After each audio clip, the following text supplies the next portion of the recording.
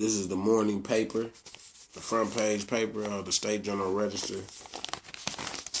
from last night of the last mayoral forum that was hosted by SJR and WMAY.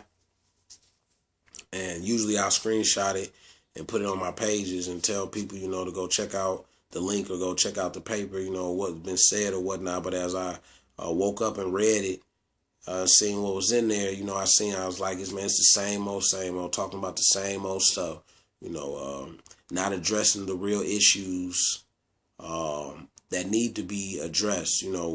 It's just address the issues of talking about I know they have something in there talking about the attorney general and his or her position if needed, talking about having the new lake that we need, Hunter Lake, talking about infrastructure. What else is it talking about? Talking about CWLP, it talked about crime, video gambling and things like that, but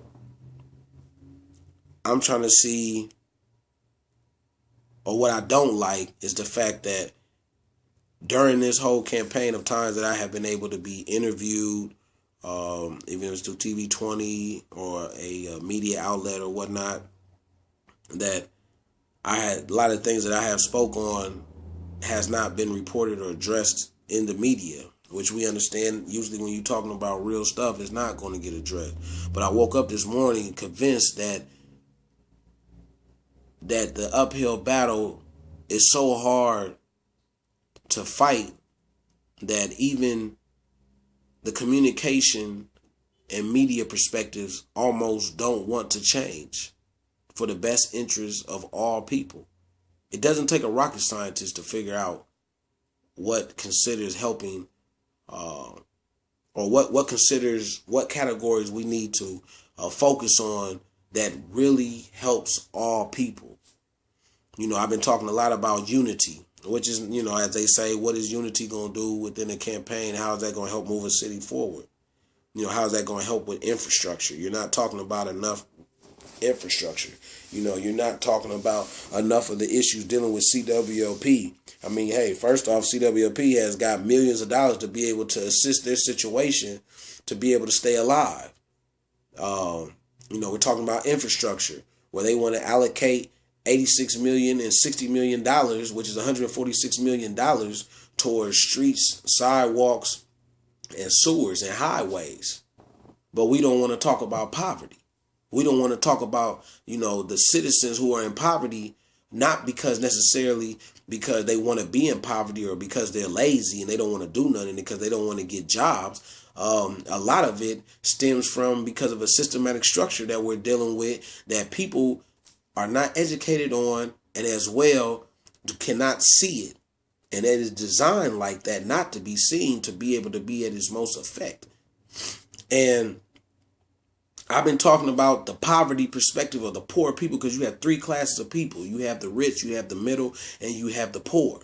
And when you have the poor, how can you move a city forward? Because this is what this campaign for all the candidates has been about, or what the media has thrived around, of saying, how do we move Springfield forward? Well, my question is how can you move Springfield forward when you haven't even put an agenda in place to be able to help a poverty class of citizens? You have African Americans who live in Springfield at over 50% of the population, over 50% of the population live in poverty or below the lines of poverty. You as well have hidden poverty that I spoke on in media and has not got no attention, of what I consider white poverty, who live within these same boundary lines and live within these same communities as your black poverty. And they don't even have the opportunities or assistance to be able to do what needs to be done. Because for the most people who is in control from a financial standpoint, they feel like that these people are people who don't want it. They don't want to do anything, that they're uneducated and that they're lazy. But that's not even the real reasons. For some, yes, but not for the majority. It's because of this systematic structure that we have embraced over the years. We haven't paid no attention to these classes of people who are not just black, but they're black and white. Our issues are together. We live together. We have some of the same problems of trying to stay alive. You have $146 million that can go towards sidewalks, streets, and sewers, which are things that we need. But I have yet to see on the table an agenda put on the table of even being able to allocate half of those dollars to poor people to be able to have better opportunities.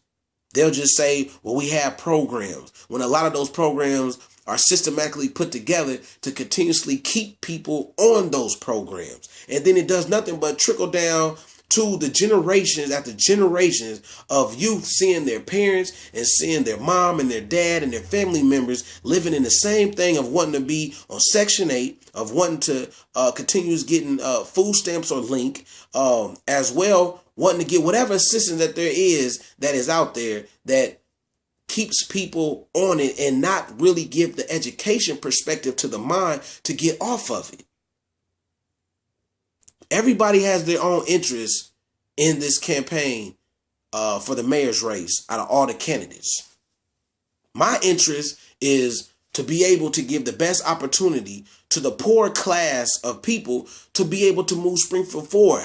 Springfield has been moving forward for years. And it shows it by looking at the certain sides of town.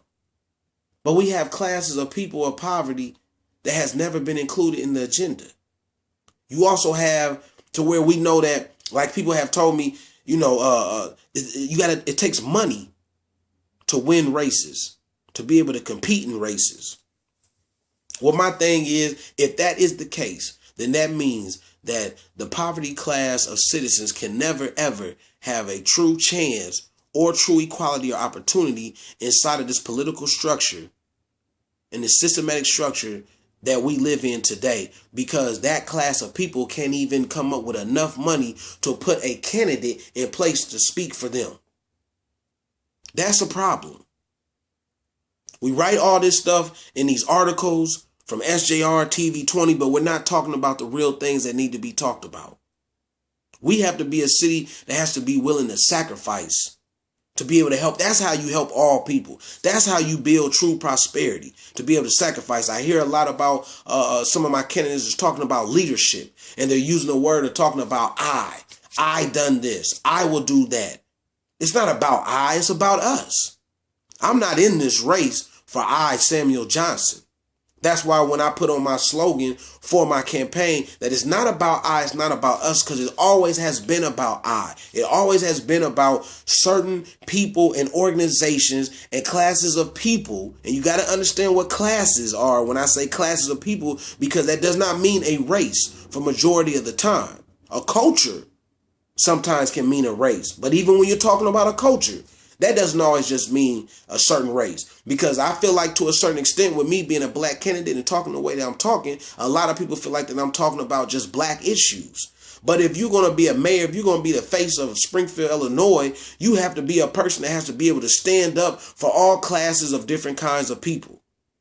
We have not put nothing in place to be able to help poverty people, which leads to a lot of our issues dealing within our city today. And our children are just going to continue following the same thing that they have been seeing from their family, from their aunts, their uncles, their dad, and their moms. Following in the footsteps of poverty over and over and over. Yes, some are going to make it out. But when we live in a majority world where everything is about the majority. The majority vote, where majority of money goes, what majority of control is within organizations. Everything is about a majority. And we have more people that is a majority that live in poverty, or that is poor.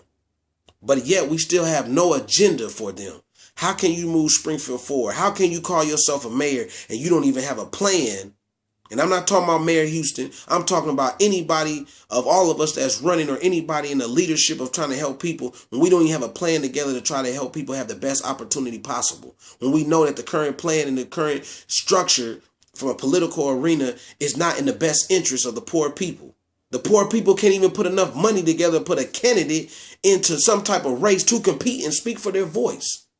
When majority of candidates who are going to speak to what they think that the majority of people who vote wants to hear. That the majority of people who have money and unions and organizations and faith bases want to hear to be able to get a vote to get inside. I'm not here to talk about what everybody else will talk about. I have to talk to you like this. I am of the poor. I am of the poverty. The same people that I talk about is the same people I'm fighting for.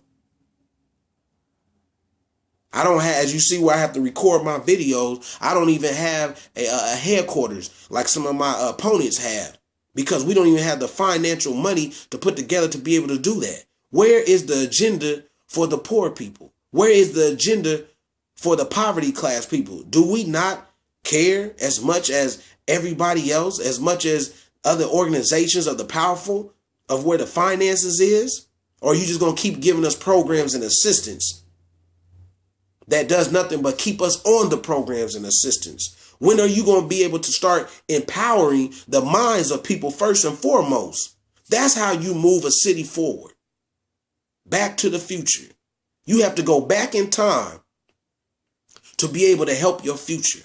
And until we're able to do that, as I said, we need to leave the word equality out of our literature, of our city papers that we send around and emails and everything else, because we're not about equality.